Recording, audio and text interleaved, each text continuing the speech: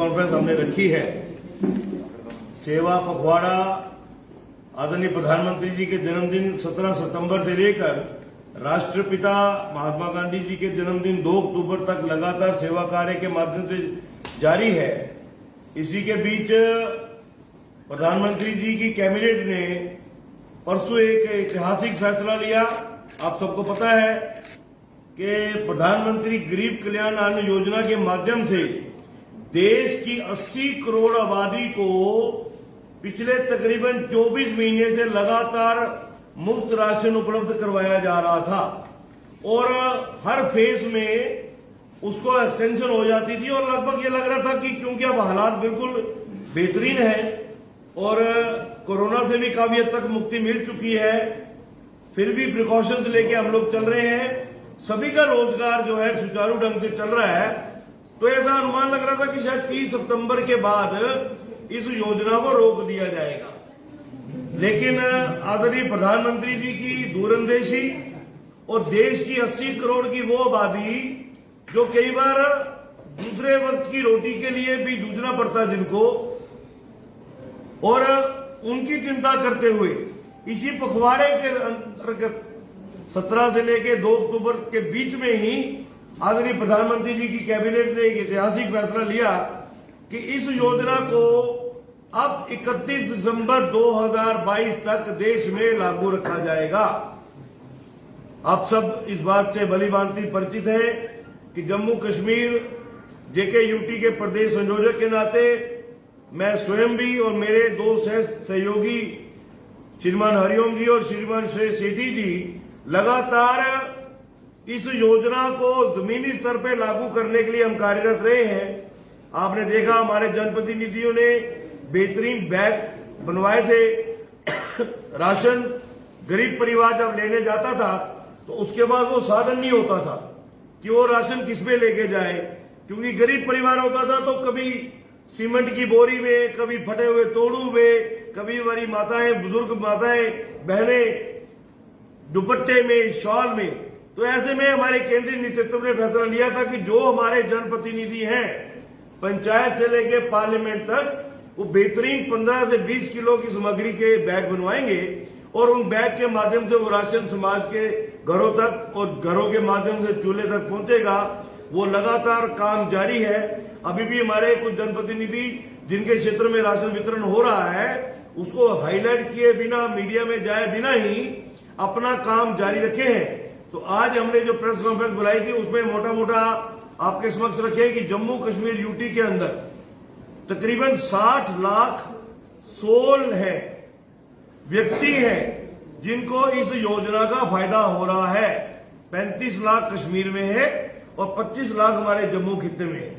इन सभी को अगले 3 महीने पुनः जो राशन है वो उपलब्ध करवाया जाएगा और यकीनन प्रधानमंत्री जी की एक सोच कि देश के हर नागरिक का मैं ध्यान रख पाऊं, एक प्रधान सेवक होने के नाते देश के हर नागरिक की एक मूलभूत जो जरूरत होती है 2 वक्त का अन्न होती है, वो मैं उपलब्ध करवाऊं, ये मेरा प्रयास है। और मुझे लगता है कि आप भी इसकी सराहना करेंगे कि केंद्र की सरकार की कितनी सकारात्मक सोच है कि हम इस योजना को अगले 3 महीने को चलाएंगे। हालांकि जब ये योजना चलाई गई थी अप्रैल 2020 में, जब इसका पहला फेज शुरू हुआ था, उस वक्त कोरोना अपनी चरम सीमा पे था, पूरे यौवन पे था। हर व्यक्ति के लिए जीवन दुर्लभ हो चुका था। साधारण व्यक्ति, यहां तक कि मिडिल क्लास का और अमीर क्लास के लोग भी जो थे वो उनकी लाइफ भी रुक चुकी थी।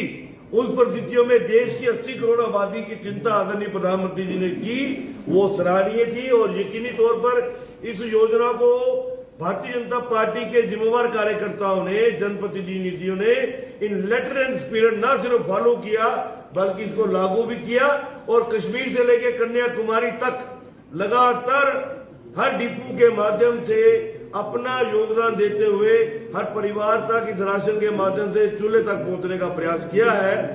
आपने देखा है कि तकरीबन 7वां फेज जो है अब वो ये शुरू होने वाला है और पहला फेज जैसे मैंने आपको पहले भी बताया कि अप्रैल 2020 में शुरू हुआ था और उसके बाद से लगातार इसमें हर 3 महीने के बाद एक एक्सपेक्टेशन होती थी कि अब पता नहीं शायद ये योजना यही रुक जाएगी, आगे मिलेगा कि नहीं मिलेगा। लेकिन प्रधानमंत्री जी की दूरंदेशी ने बड़ा स्पष्ट कर दिया कि हर नागरिक को 2 वक्त का खाना जो है वो लगातार मिलता रहे, ऐसी केंद्र की सरकार की प्रयास है। जो पहला चरण था वो अप्रैल 2020 से जून 2020 तक चला था। अब सबको पता है कि पीक कोरोना का दौर था। फिर दूसरा चरण तकरीबन 5 महीने चला और वो जुलाई से लेके नवंबर 2020 तक चला। उसके बाद तीसरा चरण वो 2 महीने के लिए आया था। जो तीसरा चरण था वो उसमें लगातार ऐसे लग रहा था कि अब स्थिति सुधर चुकी है तो अब इसको थोड़ा घटाया जा सकता है। लेकिन जब आंकड़े आए तो लगने लगा कि अभी भी जिंदगी जो है वो थमी हुई है, तो इन परिवारों की चिंता अभी भी करने की जरूरत है। चौथा चरण जो था वो 5 महीने के लिए आया था, जुलाई 21 से लेकर नवंबर 21 तक। फिर 5वां चरण आया 4 महीने के लिए, दिसंबर 21 से मार्च 22 तक। और छठा चरण जो था वो आखिरी चरण जिसका अभी समापन हुआ है 30 अप्रैल 2022 को, 30 सितंबर, वो अप्रैल से लेकर सितंबर तक का था। और अब ये अनुमान लगाया जा रहा था एडमिनिस्ट्रेटिव सर्कल में भी कि अब ये शायद योजना आगे नहीं चलेगी।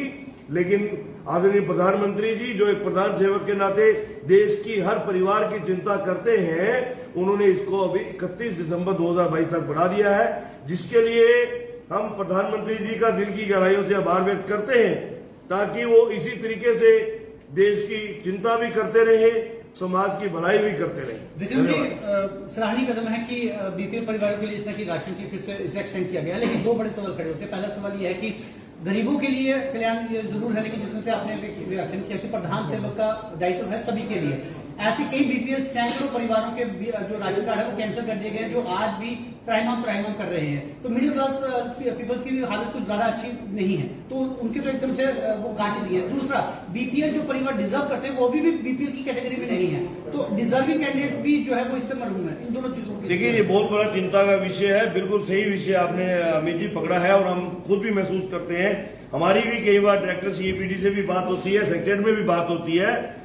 एडमिनिस्ट्रेशन के अंदर आज भी वो ब्लैक शिप्स बैठी हैं जो कहीं ना कहीं सरकार की कारगुजारी पे विराम लगाने का प्रयास करती रहती है। हमने शुरू से एक डिमांड रखी थी कि सरकार को यह सुनिश्चित करना चाहिए कि जो बीपीएल कार्ड धारक है उसके घर के बाहर एक प्लेट लगनी चाहिए सरकार द्वारा।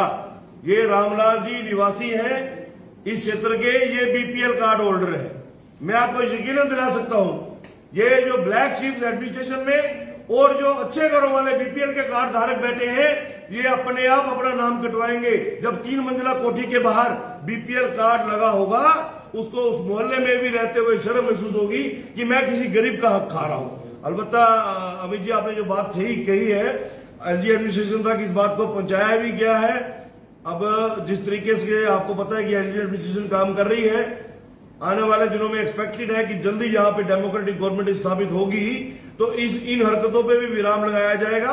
और जो जरूरतमंद एक्चुअल व्यक्ति बीपीएल की कैटेगरी में फॉल करता है, उनको सुचारू ढंग से न सिर्फ कार्ड उपलब्ध कराया जाएगा, और जिस कैटेगरी में फॉल करते हैं उस कैटेगरी की हर सुविधा उनको उपलब्ध कराई जाएगी। धन्यवाद।